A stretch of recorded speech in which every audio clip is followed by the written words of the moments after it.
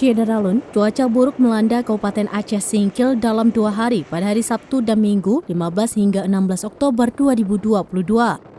Cuaca buruk berupa hujan angin kencang memicu terjadinya gelombang besar. Kondisi itu menyebabkan nelayan tidak melaut, imbasnya ikan laut menjadi langka. Pada hari Senin 17 Oktober 2022, cuaca mulai membaik, walau langit masih mendung tapi hujan dan angin tampak bersahabat.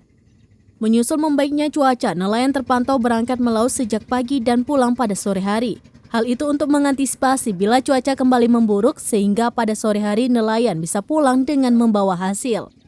Sementara itu, transportasi Singkil Pulau Banyak yang dilayani kapal kayu dari dermaga Jembatan Tinggi Pulau Sauruk tetap berlayar di pagi hari.